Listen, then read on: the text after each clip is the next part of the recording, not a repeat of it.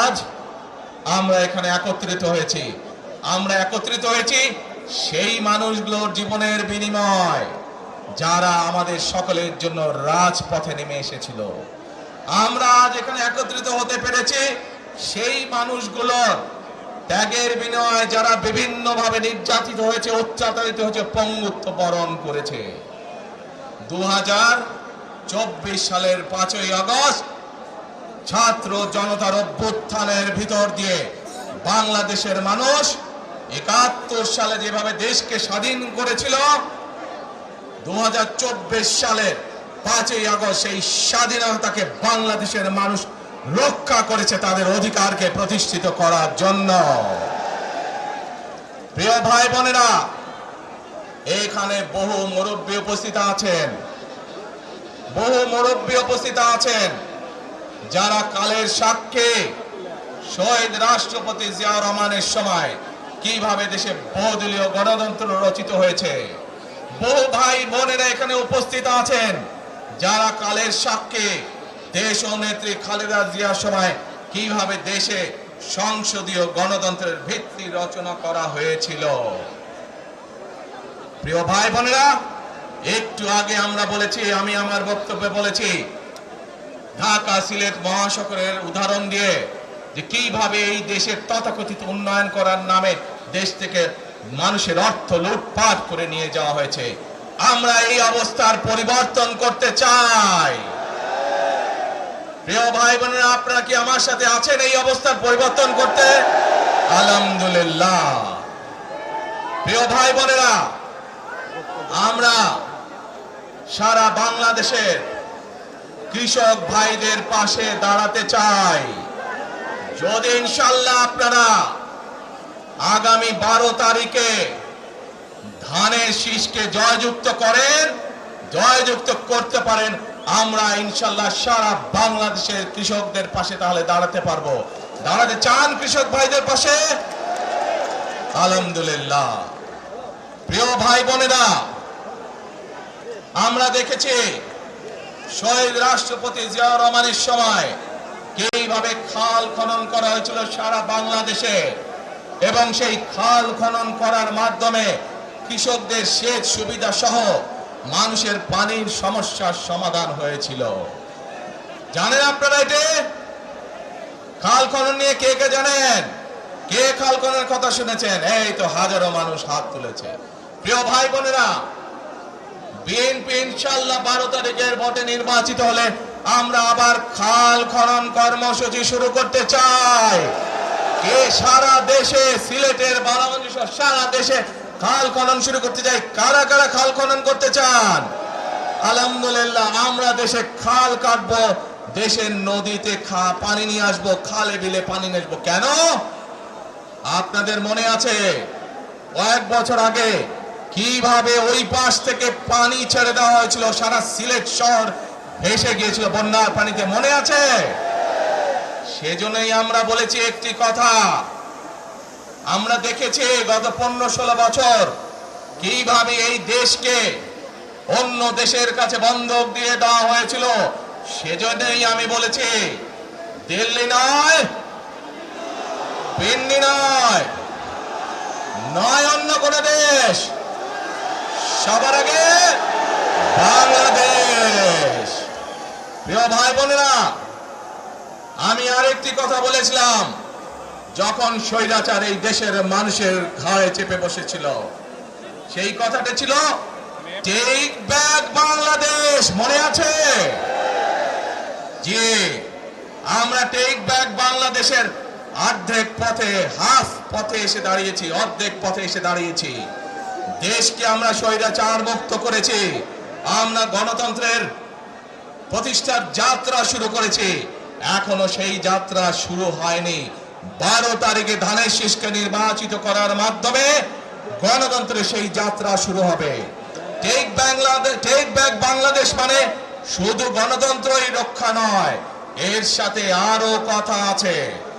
ওই যে বললাম খাল খনন, ওই যে বললাম কৃষক ভাইদের পাশে দাঁড়ানো, শুধু এখানেই থেমে থাকলে চলবে না। আমাদের দেশের জনসংখ্যার অর্ধেক হচ্ছে মা বোনেরা, অর্থাৎ নারী সমাজ। এই মা বোনদের কাছে আমরা নির্বাচিত, ইনশাআল্লাহ 12 তারিখে ধানের শীষ নির্বাচিত হলে আমরা তাদের কাছে তাদেরকে স্বাবলম্বী করে গড়ে তোলার জন্য, এখানে আপনাদের যাদের সংসার আছে জানেন, স্বামী স্ত্রী দুইজনে মিলে সংসার সুন্দর হয়, যাতে আমাদের মায়েরা আপনাদের পাশে, বোনেরা আপনাদের পাশে থেকে সংসারকে সচ্ছলভাবে গড়ে তুলতে পারেন। আমরা গ্রামে গ্রামে, শহরে শহরে সকল দুস্থ পরিবার যারা আছে, মধ্যবিত্ত, নিম্নবিত্ত সকল পরিবার কাছে ফ্যামিলি কার্ড পৌঁছে দিতে চাই। এই ফ্যামিলি কার্ডের মাধ্যমে আপনার পরিবার, আপনার মা বা আপনার স্ত্রী, আপনার বোনের মাধ্যমে আপনার পরিবার সহযোগিতা পাবে। কিন্তু এই ফ্যামিলি কার্ডকে যদি বাস্তবায়ন করতে হয় তাহলে কি করতে হবে? কি করতে হবে? ধানের শীষকে জয়যুক্ত করতে হবে। পারবেন ইনশাআল্লাহ। প্রিয় ভাই বোনেরা, কৃষক ভাইদেরকে যেমন কৃষি কার্ড দিতে চাই আমরা সহযোগিতা করার জন্য, মা বোনদেরকে দেশনেত্রী খালেদা জিয়া যখন দেশ পরিচালনার দায়িত্বে ছিলেন, মা বোনদেরকে বিনামূল্যে শিক্ষার ব্যবস্থা করে দিয়েছিলেন, মনে আছে? এখানে বহু মা বোন আছে সেই সময় তারা এই সুবিধা পেয়েছিলেন। আপনাদের ঘরে বহু মা বোন আছে যারা সেই সুবিধা পেয়েছিলেন।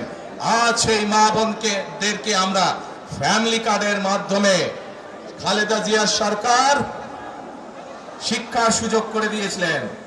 আপনাদের আগামী দিনের ধানের শীষের সরকার, বিএনপি সরকার সেই শিক্ষিত মা বোনদেরকে, সেই মা বোনদেরকে, সকল মা বোনদেরকে অর্থনৈতিকভাবে আমরা স্বাবলম্বী করে গড়ে তুলতে চাই। প্রিয় ভাই বোনেরা, আসেন এবার টেক ব্যাক বাংলাদেশের আরেকটি কাজ বাকি আছে। সেই কাজ হচ্ছে আমাদের দেশের লক্ষ লক্ষ যুবক যুবতী অর্থাৎ তরুণ সমাজের সদস্যরা, যুব সমাজের সদস্যরা, লক্ষ লক্ষ সদস্যরা বেকার হয়ে বসে আছেন, আছে না? এই বেকারদের জন্য আমরা কর্মসংস্থান তৈরি করতে চাই। এই যে লক্ষ লক্ষ ভাই বোনেরা, সিলেটের মানুষ, অধিকাংশ মানুষ কোথায় যায়? লন্ডনে, তাই না? আরো অন্য দেশে যায়। কিন্তু এই যে মানুষগুলো যাচ্ছে, এই মানুষগুলোকে আমরা বিভিন্ন ভাবে ট্রেনিং দিতে চাই। ট্রেনিং দিয়ে ভাষা শিক্ষার মাধ্যমে আমরা এই মানুষগুলোকে দক্ষ করে গড়ে তুলতে চাই। সিলেটের বহু মানুষ সাউদি আরব সহ মধ্যপ্রাচ্যের বিভিন্ন দেশে যায়। আমরা এই মানুষগুলোকে দক্ষ করে গড়ে তুলে কর্মসংস্থানের সুযোগ তৈরি করতে চাই। কিন্তু সেই সুযোগ তৈরি করা একমাত্র তখনই সম্ভব যখন কে আপনারা ধানের শীষকে জয়যুক্ত করতে পারবেন। কে পারবেন? যুব সমাজের কর্মসংস্থান তৈরি করতে চাই। আমার লক্ষ লক্ষ ভাই বোনেরা বেকার হয়ে বসে আছে, আমরা তাদেরকে বেকার রাখতে চাই না। আমরা তাদের জন্য কাজের সংস্থান সৃষ্টি করতে চাই, কারণ তারা যাতে স্বাবলম্বী হতে পারে। তাদেরকে বিভিন্ন বিষয়ে ট্রেনিং দিয়ে আমরা দক্ষ শ্রমিক হিসেবে গড়ে তুলতে চাই, সেটি দেশের ভেতরে, দেশের বাইরে, যাতে করে তারা কর্মসংস্থানের ব্যবস্থা করতে পারে। সরকার থেকে আমরা ইনশাআল্লাহ সেই ব্যবস্থা গ্রহণ করব, যাতে সেই দক্ষ মানুষকে সারা পৃথিবীতে আমরা ছড়িয়ে ছিটিয়ে দিতে পারি, যাতে করে তারা স্বাবলম্বী হয়ে নিজের পায়ে দাঁড়াতে পারে। প্রিয় ভাই বোনেরা, আমরা বহু মানুষের জীবনের ত্যাগের বিনিময়ে আজকে এই গণতন্ত্রকে আমরা প্রতিষ্ঠিত করার পথে এগিয়ে যাচ্ছি। কিন্তু আমরা বিগত কিছুদিন ধরে খেয়াল করে দেখছি, বাংলাদেশের কোন মহল, এই দেশের ভেতরে কোন মহল ষড়যন্ত্রের চেষ্টা করছে। গত কয়েকদিন ধরে আপনারা দেখেছেন, পত্র পত্রিকায় এসেছে, বিভিন্ন সোশ্যাল মিডিয়াতে এসেছে, মধ্যপ্রাচ্য সহ বিভিন্ন দেশে পোস্টাল ব্যালট যেগুলো পাঠানো আছে সেগুলোকে কিভাবে ডাকাতি করা হয়েছে। ঠিক যারা এই দেশ থেকে পালিয়ে গেছে তারা যেভাবে আপনাদের ভোট ডাকাতি করেছিল, ঠিক একইভাবে আবার সেই ষড়যন্ত্র শুরু হয়েছে। দেখেছেন আপনারা? দেখেছেন?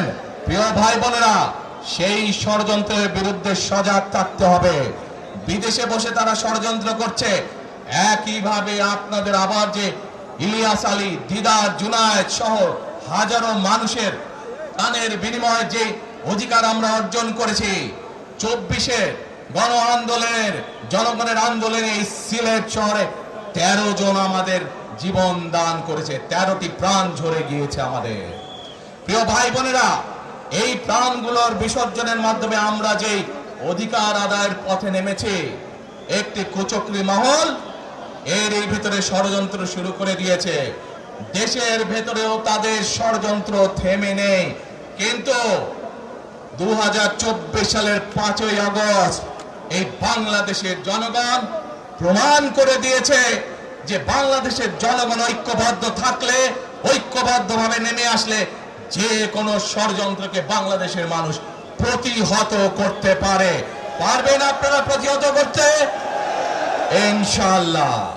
প্রিয় ভাই বোনেরা, নির্বাচনের আগেই একটি দল এই দিব ওই দিব বলছে, টিকিট দিব বলছে না, যেটার মালিক মানুষ না সেইটার কথা যদি সে বলে, এক শিরকি করা হচ্ছে, হচ্ছে না? যার মালিক আল্লাহ, যার অধিকার শুধু আল্লাহর একমাত্র, সবকিছুর অধিকার উপরে আল্লাহর অধিকার। কাজেই আগেই তো আপনাদেরকে ঠকাচ্ছে, নির্বাচনের ফলে তাহলে কেমন ঠকাবে আপনাদেরকে বোঝে নেবা। শুধু ঠকাচ্ছেই না মানুষকে, যারা মুসলমান তাদেরকে শিরকি করাচ্ছে তারা, নাউজুবিল্লাহ। প্রিয় ভাই বোনেরা, কেউ কেউ বলে অমুককে দেখেছে, তমুককে দেখেছে, এবার একে দেখেন।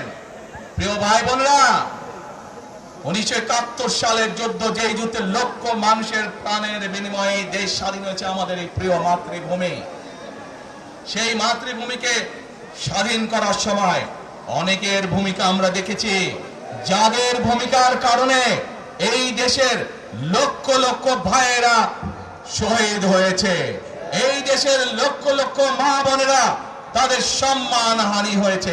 কাজে তাদেরকে তো বাংলাদেশের মানুষের মধ্যে দেখেই নিয়েছে। এখন প্রিয় ভাই বোনেরা, এই কুফরির বিরুদ্ধে, এই হঠকারিতার বিরুদ্ধে, এই মিথ্যার বিরুদ্ধে আমাদেরকে ঐক্যবদ্ধ হতে হবে। আমাদেরকে ওই যে টেক ব্যাক বাংলাদেশে থাকতে হবে। আমরা দেশকে স্বৈরাচার থেকে মুক্ত করেছি, এখন মানুষের অধিকারকে প্রতিষ্ঠিত করতে হবে। শুধু ভোট, শুধু কথা বলার অধিকার প্রতিষ্ঠিত করলে হবে না, মানুষকে স্বাবলম্বী করে নিজের পায়ে গড়ে তোলার ব্যবস্থা করতে হবে। প্রত্যেকটি মানুষ, বাংলাদেশের মানুষ যাতে ঠিকভাবে ভালোভাবে খেয়ে পড়ে বেঁচে থাকতে পারে, প্রত্যেকটি মানুষ যাতে নিরাপদে রাস্তায় চলতে পারে, সেই ব্যবস্থা করতে হবে। সেটাই হচ্ছে টেক ব্যাক বাংলাদেশ। আমরা বিগত 15 বছর দেখেছি, অমুককে বলে এসেছি তমুককে ক্ষমতায় রাখার জন্য, বলেছিল না? সেজন্যই বলেছি, দিল্লি নয়।